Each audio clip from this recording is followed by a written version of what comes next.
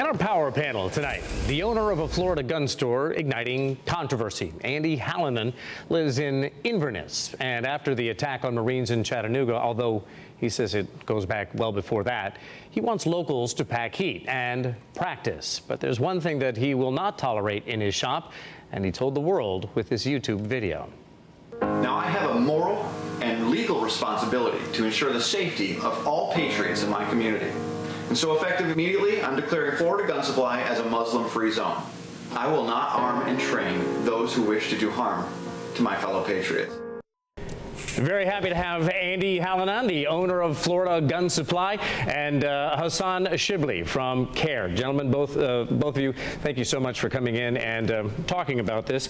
Andy, I'm going to talk to you about this first. There are people who are going to say this is select outrage. You know, 9 people were shot, 9 black churchgoers shot by a white person, and yet you remain silent. And yet a Muslim shoots 4 Marines, and all of a sudden now it's a Muslim-free zone. How would you answer that? Yeah, totally. So actually, when the original church shooting happened, I was so frustrated with that that my immediate reaction was I decided right then and there to open my shooting range free to the public. Now, I mentioned in my latest video that I was opening the shooting range to the public, but that decision was actually made in a previous video when we responded to the original church shooting. So you're saying the reactions are the same no matter Muslim or white shooter or whatever? So yeah, so anytime these shootings happen, I mean, my entire Florida Gun Supply came about because the church shooting, not the church shooting, the Batman shooting in Colorado, that is what started me on this quest to arm and train as many people in Central Florida as I could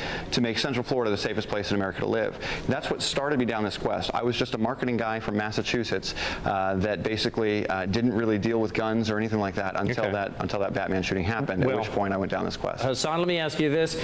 There are people who, as much as they might find it distasteful and not like themselves for it, they don't disagree with Andy, and Muslims may make them nervous. How would you answer them? Well, that's sad because this isn't about Muslims, this is about America. And the great thing about America is we can practice whatever faith we want to practice or no faith at all.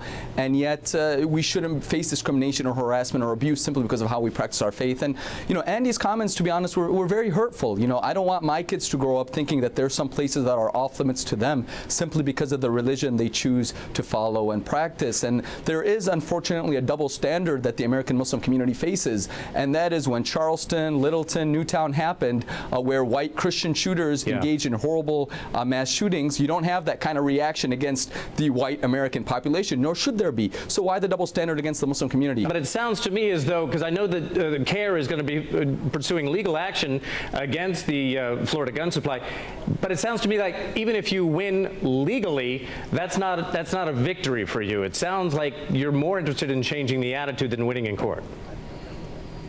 Exactly. Our goal isn't really to pursue legal recourse. Rather, a true victory is where we reach out to those who maybe fear or dislike the Muslim community or don't understand the Muslim community, and through dialogue, through interaction, have them understand that really we're just their neighbors. We may be their doctors, their engineers, their lawyers, their taxi drivers, and hopefully build a conversation where we get to understand each other as fellow Americans and stand united as Americans and not allow our enemies to divide us. So, Andy, why then, if you mention all these other shootings, why do you single out, why is it free Muslim zone?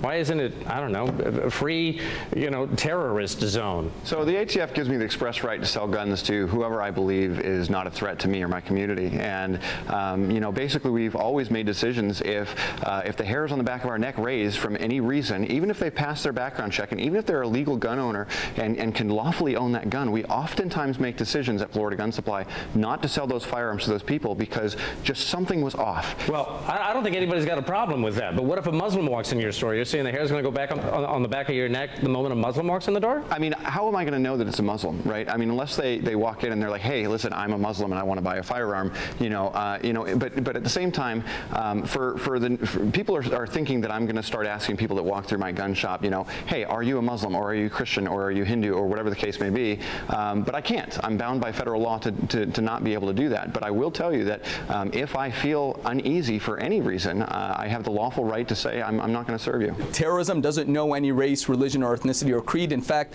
the largest criminal acts in regards to terrorism in this country have been committed by white supremacist groups. Since 9/11, according to the University of North Carolina, about 50 Americans were killed by terrorists who called themselves Muslim. But in that same time period, 200 Americans were killed in mass shootings by white supremacists, and over 200,000 were murdered. Hassan, the largest criminal act that has ever happened in this nation was 9/11, committed by people who had vowed their allegiance to Islam. So to say that the largest, amount of deaths have come from, Christian believers is really quite absurd. I mean, to be honest. And I like you, and I like what you stand for. Well, 9/11 was a horrible. I'm not going to let that lie stand. Sure.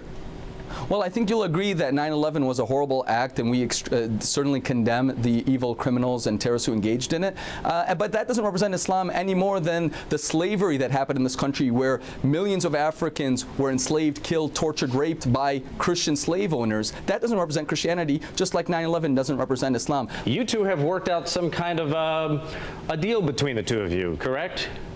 Yeah, Hassan, why don't you take this one away?